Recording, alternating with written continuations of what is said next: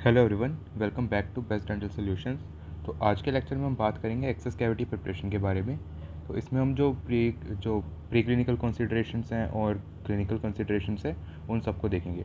और आज के लेक्चर में भी एक इंपॉर्टेंट टॉपिक देखना है, लॉज ऑफ एक्सेस ओपनिंग।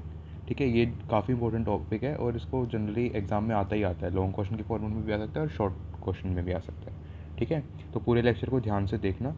तो स्टार्ट करते हैं। तो मेनली आज के लेक्चर में हमें क्या देखना है, आज के लेक्चर में हमें ये देखना है कि एक्सेस कैविटी कैसे बनाते हैं। ठीक है, क्या क्या चीज़ों को हमें ध्यान में रखना है और कौन कौन से टूल्स यूज़ करने हैं। ठीक है, तो इसमें सबसे पहले आएगा हमारे पास प्री ऑपरेटिव कंसिडरेशन। ठीक है, यानी कि स्टार्ट जो प्रिपरेशन है उसको स्टार्ट करने से पहले हमें क्या क्या चीज़ों का ध्यान रखना है। तो इसमें सबसे पहले तो हमारे पास आर्मामेंटेरियम आ जाएगा कि हमें क्या क्या मटेरियल्स चाहिए और क्या क्या इंस्ट्रूमेंट्स चाहिए फॉर द प्रोसीजर। ठीक है, तो अब इसमें क्या क्या चाहिए हमें। एक तो माउथ मिरर चाहिए ऑब्वियसली। ठीक है, ताकि बेटर विजिबिलिटी हो। तो इसमें फ्रंट सरफेस माउथ मिरर चाहिए, साथ में एयर रोटर या slow speed rotary handpiece. ठीक है, इसके अलावा बर्स चाहिए हमें अलग अलग। अब हमें चाहिए एक तो राउंड कार्बाइड बर। ठीक है, नंबर 2, 4 और 6। इससे हम क्या करेंगे, इससे हम केरीज रिमूव करेंगे और एक्सटर्नल आउटलाइन जो शेप है उसको डिफाइन करेंगे। ठीक है, उसके बाद हमें डायमंड बर चाहिए। ठीक है, डायमंड बर कौन सा, with round cutting ends, with round cutting ends. और ये हमें चाहिए एक्सियल वॉल के एक्सटेंशन के लिए। ठीक है, इसके साथ हमें चाहिए fissure carbide burs and diamond burs. ठीक है, विद सेफ्टी टिप्स। तो ये कंट्रोल्ड कटिंग के लिए हमें चाहिए।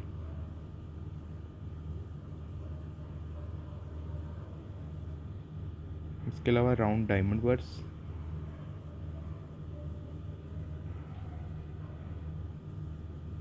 अगर मान लो कोई रेस्टोरेशन वगैरह प्रेजेंट है पोर्सलिन वगैरह की, या मेडल रेस्टोरेशन अगर प्रेजेंट है, तो उसको हटाने के लिए हमें राउंड डायमंड पर चाहिए होंगे। ठीक है, फिर हमें चाहिए ट्रांसमेटल बर्स। ट्रांसमेटल बर्स अगर मान लो मेटल वाली रेस्टोरेशन है उसको हटाने के लिए। और फिर एक्सटेंडेड लॉन्ग शैंक बर्स। ठीक है, ये हमें कब चाहिए होंगे, ये हमें चाहिए होंगे अगर मान लो टीथ जो कैल्सीफाइड है, कैल्सिफिकेशन हो रखी है। ठीक है, तो उस केस में हमें ये चाहिए होंगे। इसके अलावा हमें चाहिए spoon excavator,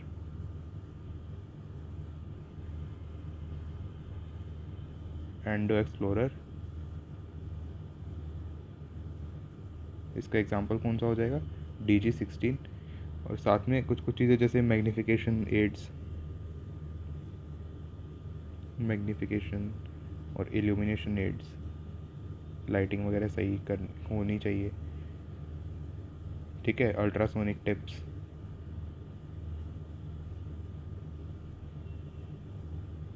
micro openers and micro डेब्राइडर्स।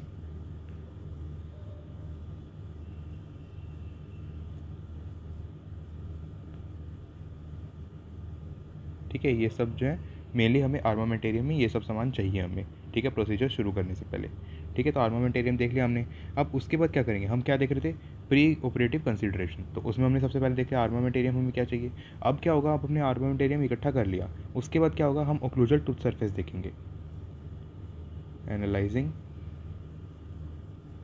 Occlusal tooth anatomy. ठीक है, हम दांत को ऊपर से देखेंगे, उसके बाद ही उसमें एक्सेस कैविटी प्रिपरेशन शुरू करेंगे। ठीक है, तो इसमें हमें क्या क्या देखना है, तो इसमें हमें देखना है कोई एक्स्ट्रा कस्प तो प्रेजेंट नहीं है। ठीक है, टूथ का साइज़ और शेप नॉर्मल तो है। टूथ का साइज़ और शेप देखना है कि वो नॉर्मल है या कोई अबनॉर्मलिटी वगैरह तो प्रेजेंट नहीं है। ठीक है, एक इंपॉर्टेंट प्रिंसिपल क्या होता है, इंपॉर्टेंट प्रिंसिपल ये होता है कि जनरली जो टूथ का इंटरनल एनाटमी होती है ना, यानी कि जो पल्प है, वही हमारा डिक्टेट करता है उसकी टूथ की एक्सटर्नल आउटलाइन फॉर्म। ठीक है, यानी कि जिस शेप का जिस साइज़ का पल्प होगा उसके हिसाब से जो टूथ की एक्सटर्नल फॉर्म है वो भी लगभग उसी के हिसाब की होगी, उसकी कोरस्पॉन्डिंग होगी। ठीक है, तो इसलिए हमें प्रिपरेशन कैसे करनी है, प्रिपरेशन हमें करनी है इनसाइड टू आउटसाइड।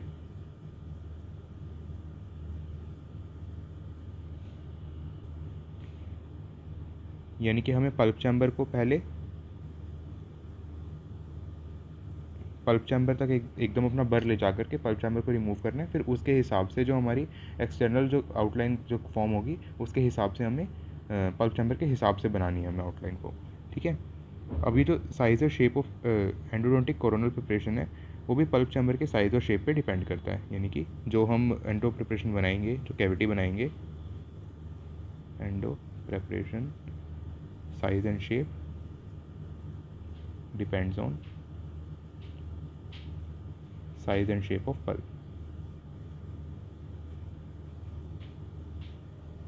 ठीक है, तो हमने ओक्लूजर एनाटॉमी में ये सब देख लिया। अब नेक्स्ट कंसिडरेशन क्या होगी हमारी कॉम्प्लिकेटिंग फैक्टर्स।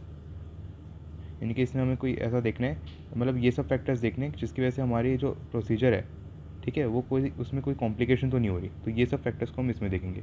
अब क्या क्या कंडीशन कॉम्प्लिकेशन क्रिएट कर सकती हैं, जैसे मान लो रोटेटेड टीथ है या माल पोजिशन टीथ। ठीक है, अगर मान लो मीजियल टिपिंग या टिल्टिंग हो रखी है अगर टीथ में। ठीक है, इसके अलावा ग्रोसली डिकेड टीथ है अगर,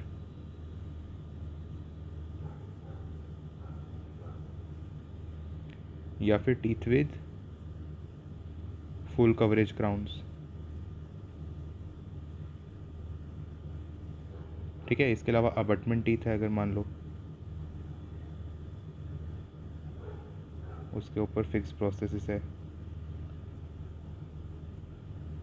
और या फिर एक्सटेंसिव कैल्सिफिकेशन हो रखी है टीथ के अंदर।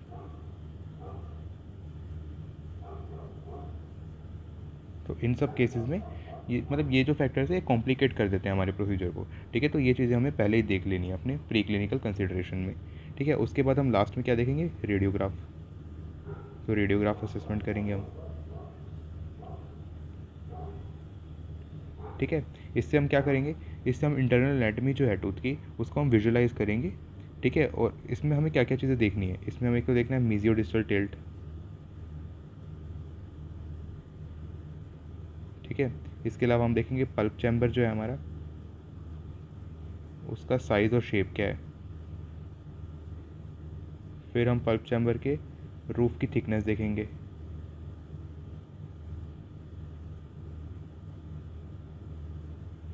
ठीक है, कोई पल्प स्टोन्स वगैरह तो प्रेजेंट नहीं है, पल्प स्टोन्स। ठीक है, नंबर ऑफ कैनाल्स देखेंगे। ठीक है, और नंबर ऑफ़ रूट तो हमें पता लग ही जाएगा कितने हैं। ठीक है, तो नंबर ऑफ़ कैनाल और नंबर ऑफ़ रूट जो है हमारी सेम है या फिर अलग अलग है। ठीक है, फिर उसके बाद कर्वेचर देखेंगे, रूट का, कैनाल का कर्वेचर देखेंगे, और फिर देखेंगे पेरी रेडिकुलर रीजन में कोई चेंजेस तो नहीं है, कोई पेरी रेडिकुलर चेंजेस तो नहीं है।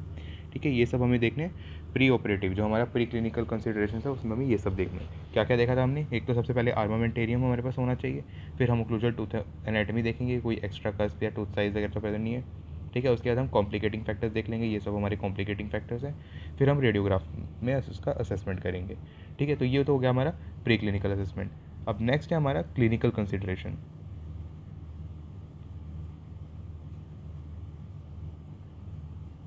तो क्लिनिकल कंसिडरेशन में हमें क्या देखना है, क्लिनिकल कंसिडरेशन में हमें क्या करना है, सबसे पहले तो देखो हमें करना है complete removal of carious tooth structure. ठीक है, अगर मान लो क्या कैविटी तो प्रेजेंट होगी टूथ में, केरीज प्रेजेंट होगी तभी आरसीटी के लिए आ रहा है वो। ठीक है, या फिर कोई अगर मान लो पहले से कोई रेस्टोरेशन प्रेजेंट है तो उस रेस्टोरेशन को या फिर उस केरीज को हमें कंप्लीटली रिमूव करना है। ठीक है, बिल्कुल भी उसका पार्ट बचना नहीं चाहिए।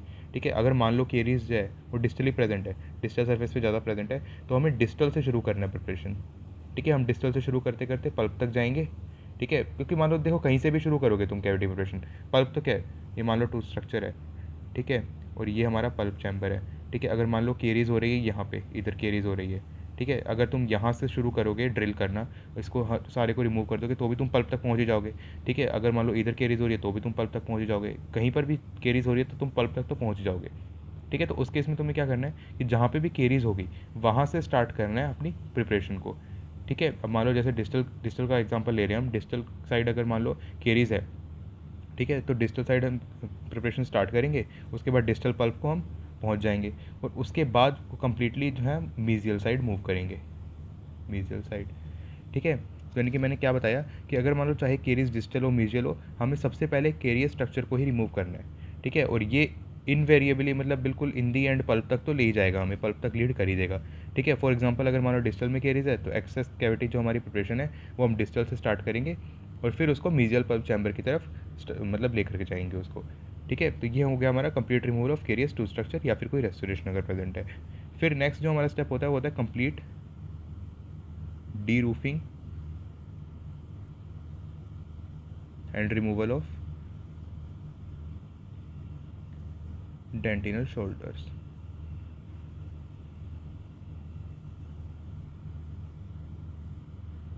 ठीक है। अब इसमें क्या करेंगे, जो हमारा ओवर हैंगिंग पल्प चैम्बर जो होगा, पल्प चैम्बर का जो रूफ होगा वो ओवर हैंगिंग होगा, अगर उसको रिमूव नहीं किया तो क्या होगा, इंस्ट्रूमेंट मिसडायरेक्ट हो जाएंगे। ठीक है। तो उसकी वजह से क्या होता है, लेज बन सकता है। तो इसलिए जो हमें रूफ जो है उसको कम्प्लीटली रिमूव कर देना ताकि जो कैनाल ओरिफाइस हैं वो हमें क्लियरली दिखें।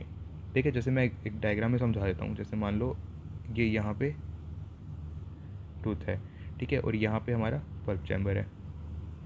ठीक है। अब क्या होगा, मान लो यहाँ पे ओरिफाइस प्रेजेंट है यहाँ पे। ठीक है। इसको साइड मतलब अच्छे से इमेजिन करना 3D में एक बार। ठीक है। मैं 3D डायग्राम यहाँ पे नहीं बनाता लेकिन थोड़ा सा इमेजिन करके देखना, समझ में आ जाएगा। हाँ, तो ये हमारा टूथ है, ये हमारे पल्प चैम्बर है और यहाँ पे हमारी ओरिफाइस प्रेजेंट है। अब क्या किया, अब हमने क्या किया कि हमने कैविटी प्रिपरेशन स्टार्ट कर दी। तो यहाँ पे हमने कैविटी बना ली। ठीक है। लेकिन क्या होगा, 3D में ना ये कैविटी अच्छे से बन नहीं पाएगी। मतलब तुम समझ रहे हो, जैसे मान लो यहाँ पे केरीज प्रेजेंट है, एक बार फिर से इसको समझाना है यार ये टॉपिक ढंग से। जैसे मान लो यहाँ पे नॉर्मल टूथ स्ट्रक्चर है और पल्प चैम्बर है और साथ में ओरिफाइस है। ठीक है। यहाँ पे मान लो हमारी केरीज प्रेजेंट है। ठीक है। इतने इतने पोर्शन में केरीज प्रेजेंट है। तो हम क्या करेंगे, यहाँ से ड्रिल करना शुरू करेंगे। ठीक है। हमने इसको ड्रिल कर दिया, यहाँ से इतना इतना इतना इतना हमने ये ड्रिल कर दिया। ठीक है। ये इधर से ड्रिल हो गया। ठीक है। अब क्या होगा, अब हमें ये वाला ओरिफिस मिल गया।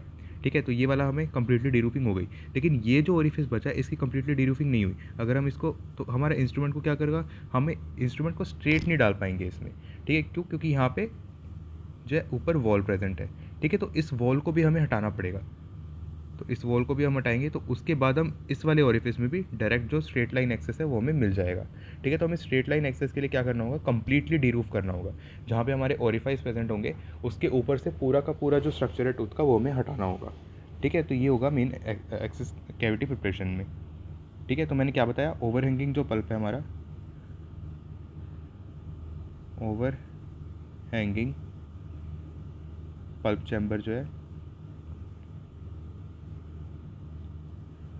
पल्प चैम्बर जो रूफ है, अगर उसको कम्प्लीटली रिमूव नहीं किया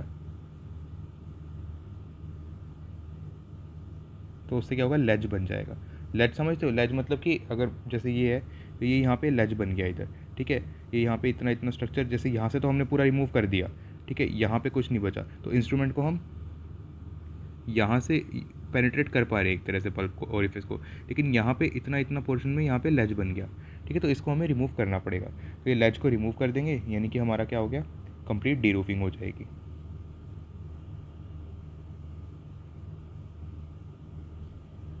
ठीक है। तो इसको हम कैसे करेंगे, राउंड बर को यूज़ करेंगे। और तभी मैंने बताया था कैसे हमें प्रिपरेशन करनी है, इनसाइड आउट करनी है। ठीक है। इनसाइड आउट का मतलब क्या है कि हम पहले केरियस स्ट्रक्चर से हमने शुरू किया, पल्प तक पहुंच गए, उसके बाद जैसे मान लो दिखाता हूँ मैं डायग्राम फिर से बना देता हूँ। जैसे ये देखो, यहाँ पे हमारा टूथ स्ट्रक्चर है। ठीक है। ये हमारा इधर पल्प है और ये हमारा केरियस स्ट्रक्चर है। ठीक है। तो हम क्या करेंगे, यहाँ केरियर स्ट्रक्चर से शुरू करेंगे। ठीक है। हमने इसको रिमूव करते गए यहाँ से केरियर स्ट्रक्चर रिमूव हो गया, हमें यहाँ से केनाल एक मिल गई, ओरिफाइस मिल गया यहाँ पर। ठीक है। और दूसरा ओरिफाइस हमने यहाँ पर मिल गया, हम यहाँ से अंदर से डेंटीन जो है उसको रिमूव करते जा रहे हैं, यहाँ से डेंटीन रिमूव हो रहा है पूरा। ठीक है। अब लेकिन यहाँ पे इनेमल बच गया, ये इनेमल जो है वो बच गया। और डेंटीन भी बना देता हूँ यार मैं एक बार अच्छे से। ये मान लो डेंटीन है सारा। ठीक है।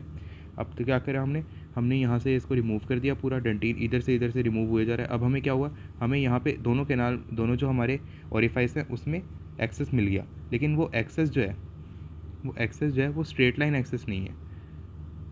जैसे ये देखो, ये यहाँ से हमने डेंटिन रिमूव कर दिया, यहाँ से भी हम इसमें ओरिफाइस में पेनिट्रेट कर पा रहे हैं, लेकिन यहाँ पे स्ट्रेट लाइन एक्सेस नहीं है। यहाँ से डेंटिन सारा रिमूव हो चुका है, ठीक है, लेकिन इनेमल अभी भी ऊपर बचा हुआ है। तो अब उस इनेमल को हटाने के लिए हम इस पल्प चैम्बर के हिसाब से इनेमल को भी हटा देंगे, ठीक है। तो ये पल्प चैम्बर के हिसाब से डेंटिन भी हट गया और इनेमल भी हट गया।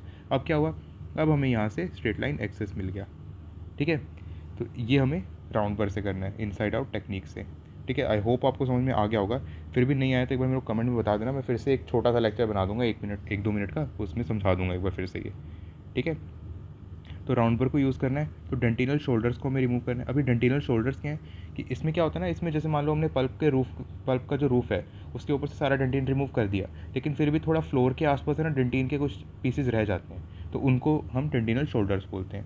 तो इनको कम्प्लीटली रिमूव करना होता है, ठीक है। नहीं तो क्या होगा, ये बीच में जब हम एक्सेस जो ओरिफाइस में हम जो करेंगे इरिगेंट वगैरह डालेंगे, तो उस टाइम पे दिक्कत दे सकते हैं, ठीक है। प्रोसीजर के बीच में अड़चन सी आ जाएगी बीच में, ठीक है। तो डेंटिनल शोल्डर्स को हमें रिमूव करना है, क्यों करना है, क्योंकि ताकि हमें एक तो स्ट्रेट लाइन एक्सेस मिल सके, ठीक है। क्लिनिकल एक्सेस इंप्रूव होता है इससे,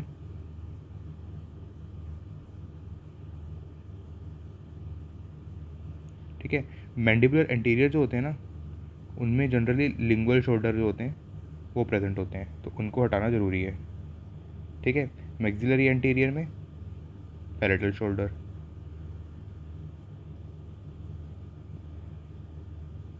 ठीक है। उसके बाद प्रीमोलर्स में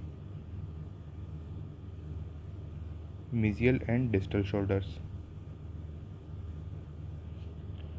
मैंडिबुलर मोलर्स में मीजियल एंड डिस्टल शोल्डर्स, और मैक्सिलरी मोलर्स में मीजियल एंड बक्कल शोल्डर्स, ठीक है। तो इनको हमें रिमूव करना पड़ेगा, नहीं तो ये दिक्कत दे सकते हैं बीच में, ठीक है। क्या दिक्कत देंगे, हमें स्ट्रेट लाइन एक्सेस नहीं मिलेगा, या फिर क्लिनिकल एक्सेस जो है वो ख़राब होगा हमारा, ठीक है।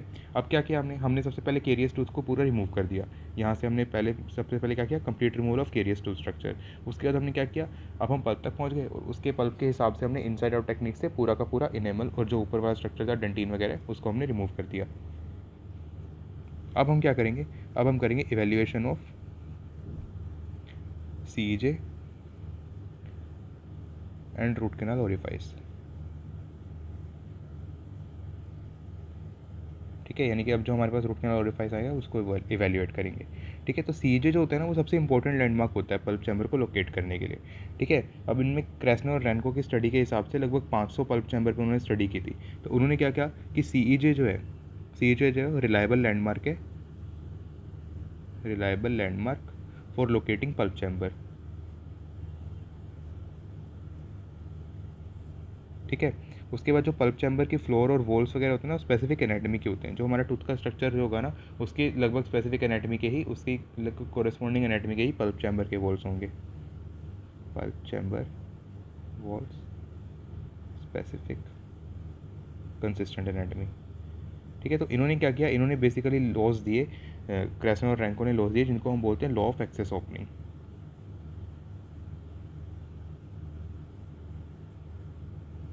अब ये लॉ ऑफ एक्सेस ओपनिंग क्या है, ठीक है। कुछ लॉज हैं, जैसे सबसे पहले लॉ ऑफ सेंट्रलिटी।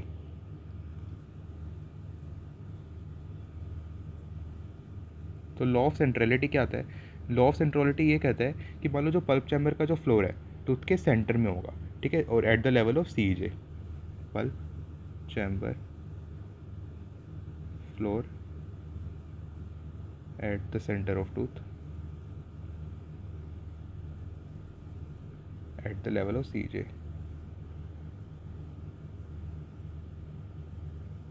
ठीक है। यानी कि मान लो हमारा टूथ स्ट्रक्चर है, ठीक है, ये हमारा CEJ है। अगर हम इसको यहाँ से काट दें, टूथ को यहाँ से काट रहे हैं हम, रूट वाला पोर्शन जो है उसको हम बाहर निकाल रहे हैं, ठीक है, तो ये हमें कैसा दिखेगा, ऐसा दिखेगा। मान लो ओक्लूजर सरफेस से हम ओक्लूजर व्यू से हम देख रहे हैं, तो क्या होगा, अब ये CEJ के लेवल पे हमारा जो है वो प्रेजेंट होगा पल्प चैम्बर और पल्प फ्लोर, ठीक है। और ये लगभग सेंटर में प्रेजेंट होगा इस स्ट्रक्चर के, जो हमारा टूथ का स्ट्रक्चर है उसके लगभग सेंटर में प्रेजेंट होगा, ठीक है। नेक्स्ट जो पॉइंट है नेक्स्ट जो लॉ है वो है हमारा लॉ ऑफ कॉन्सेंट्रिसिटी।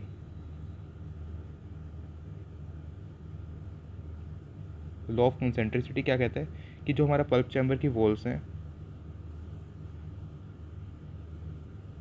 वो होती हैं concentric to external tooth surface,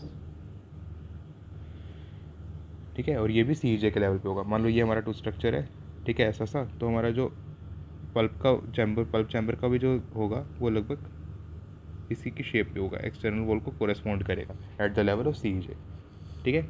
ये हो गया लॉ ऑफ कॉन्सेंट्रिसिटी। फिर नेक्स्ट लॉ है हमारा लॉ ऑफ सी जे।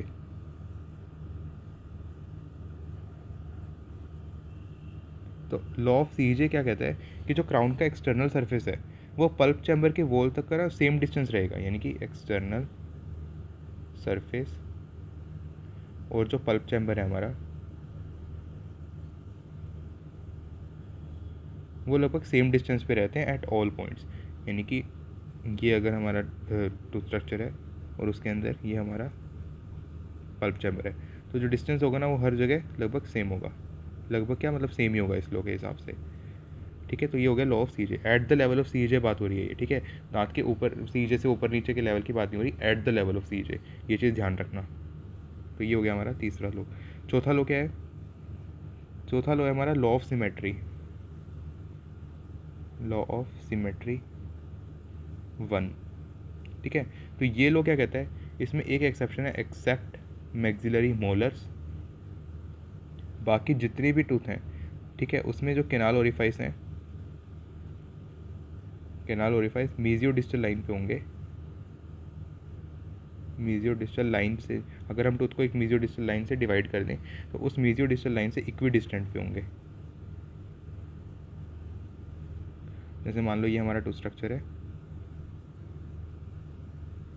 ठीक है, ओक्लूजल व्यू से ही हम देख रहे हैं। और अगर हम उसमें एक मीजियो डिस्टल लाइन बनाएं, ठीक है, जो कि इसको दो पार्ट में डिवाइड कर देगा, दो इक्वल पार्ट्स में, ठीक है। तो अब जो हमारे केनाल ओरिफाइस होंगे, मान लो एक यहाँ है एक यहाँ है, तो ये जो डिस्टेंस होगा ना ये एकदम इक्वल होगा, ठीक है। अगर मीजियो डिस्टल हम इसको डिवाइड करें टूथ को, तो जो केनाल ओरिफाइस है उसका उस मीजियो डिस्टल से इक्वल डिस्टेंस होगा, यानी कि ये डिस्टेंस भी और ये डिस्टेंस भी दोनों इक्वल होंगे, ठीक है। ये हो गया हमारा लॉ ऑफ सिमेट्री 1। उसके बाद जो नेक्स्ट है हमारा law of symmetry 2।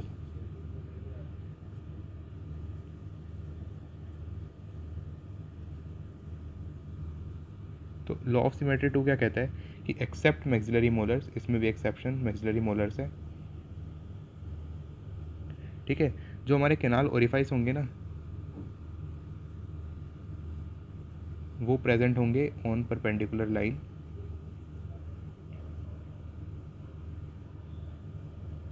To mesio distal line dividing tooth into two halfs. इनकी इसका क्या मतलब है, ये हमारा टूथ है, ठीक है, इसमें एक मीजियो डिस्टल लाइन है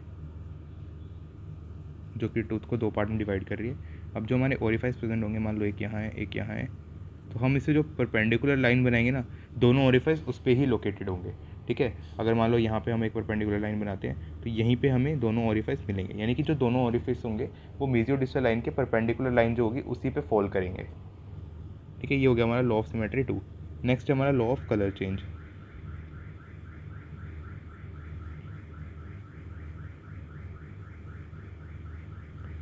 तो लॉ ऑफ कलर चेंज क्या कहता है? लॉ ऑफ कलर चेंज हमें ये कहता है कि जैसे जैसे हम पल्प चैम्बर के फ्लोर तक जाएंगे, ठीक है, तो वॉल्स का जो कलर है वो डार्क होता जाएगा, ठीक है। एग्जैक्ट मैं कलर बता देता हूँ, जैसे बुक में दिया हुआ है एग्जैक्ट कलर कैसे कैसे चेंज होता है। तो देखो,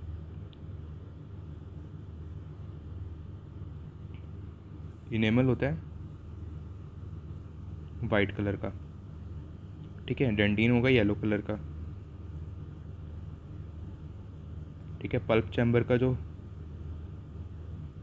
फ्लोर है होगा ग्रे कलर का। रूट कैनाल के जो ओरिफाइस हैं,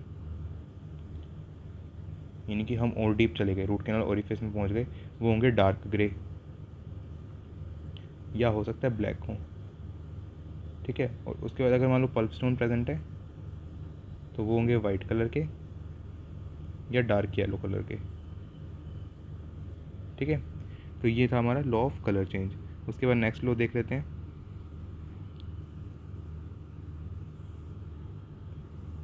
नेक्स्ट लॉ है हमारा law of orifice location 1।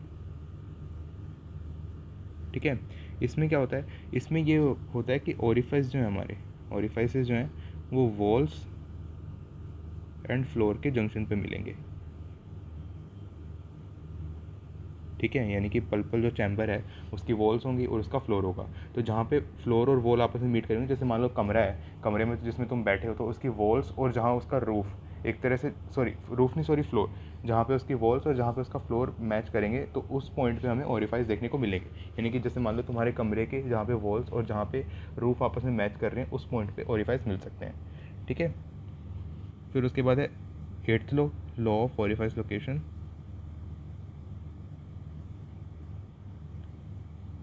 To. ठीक है, ये क्या कहता है, ये कहता है कि ओरिफाइस जो है वो फ्लोर और वॉल जंक्शन के एंगल्स में होते हैं।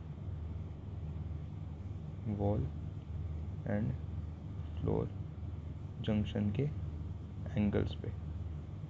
ठीक है, और फिर उसके बाद है नाइन्थ लॉ, ये होगा लॉ ऑफ बाइफर्केशन लोकेशन।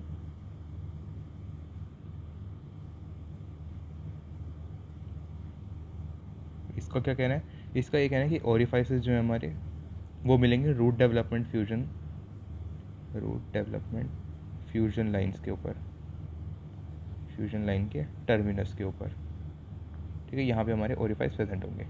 ठीक है, अब एक हमें शैम्पेन बबल टेस्ट देखना है। शैम्पेन बबल टेस्ट, तो इसमें हम क्या करते हैं ना, इससे हमें मेनली लोकेट करते हैं ओरिफाइस की लोकेशन। ठीक है, इससे हम ओरिफाइस को लोकेट करेंगे। कैसे करेंगे, इसमें हम सोडियम हाइपोक्लोराइट लेंगे। ठीक है, सोडियम हाइपोक्लोराइट लेंगे, उसको हम पल्प चैम्बर में डाल देंगे। ठीक है, पल्प चैम्बर में डालने के बाद क्या होगा, यहाँ पे बबल्स अगर फ्रोथ हो रहे हैं, जहाँ से जिस भी लोकेशन से बबल्स फ्रोथिंग हमें देखने को मिलेगी वहाँ पे हमारा ओरिफाइस प्रेजेंट है। ठीक है, तो ये था शैम्पेन बबल टेस्ट। अब लास्ट हम देखते हैं significance of straight line access. ठीक है, इतनी देर से मैं बात कर रहा हूँ कि स्ट्रेट लाइन एक्सेस चाहिए हमें, स्ट्रेट लाइन एक्सेस चाहिए, तो उसकी क्या सिग्निफिकेंस है, क्यों चाहिए हमें स्ट्रेट लाइन एक्सेस। ठीक है, तो इसमें हम क्या करते हैं, सबसे पहले तो कोरोनल टूथ स्ट्रक्चर को रिमूव करते हैं। ठीक है, ताकि कोई लेज ना बने। Coronal tooth structure removed. ठीक है, अब इससे क्या होता है, एंडोडोंटिक इंस्ट्रूमेंट्स जो है हमारे, जो भी इंस्ट्रूमेंट्स होंगे उनको कंप्लीट फ्रीडम मिलेगी, कंप्लीट फ्रीडम टू मूव। ठीक है, ताकि वो अपाइकल एंड जो है हमारा कैनाल का, अपाइकल एंड जो है हमारा कैनाल का वहाँ तक मूव कर सकें। ठीक है, पूरा उनको एक्सेस मिल जाएगा। अब मान लो कर्व्ड रूट है, ठीक है, या फिर ऑब्ट्यूस एंगल पे रूट है हमारी, तो उसमें क्या होगा, एक्सेस में दिक्कत होगी।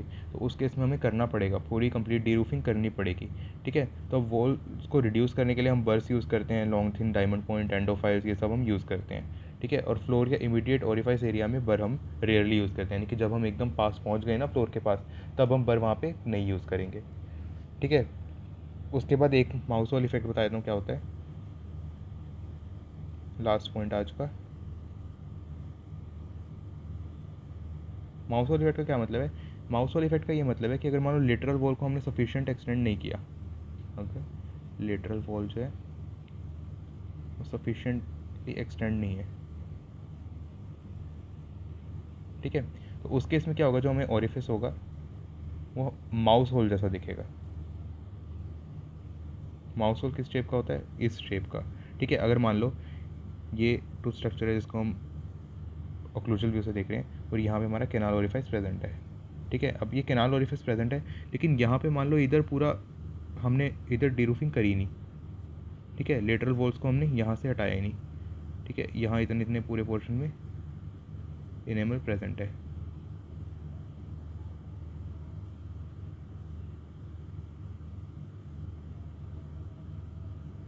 ये मान लो पूरा इनेमल प्रेजेंट है, लेकिन इतना इतना पोर्शन जो जहाँ पे रेड दिख रहा है, ठीक है, वहाँ पे इनेमल वहाँ से हमने हटा दिया।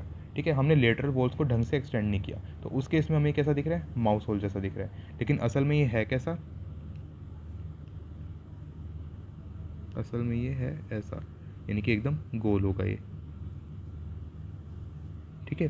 लेकिन यहाँ से हमने इनेमल को हटाया नहीं, इसलिए ऐसा माउस होल जैसा दिख रहा है। तो ये होता है माउस होल इफेक्ट। तो इसके लिए हमें क्या करना होता है, जो लिटरल वॉल्स हैं उसको कम्प्लीटली रिमूव करना है, ताकि जो ओरिफाइस है उसको हम कम्प्लीटली देख सकें, ठीक है। तो ये था हमारा लेक्चर क्लिनिकल कंसिडरेशन और प्री क्लिनिकल कंसिडरेशन में। इसमें ज़्यादा पूछते नहीं है, इसमें मेन जो है वो लॉज ऑफ एक्सेस ओपनिंग है। तो ये सारे लॉज आप अच्छे से देख लेना एक बार, ठीक है। Thank you for watching the lecture.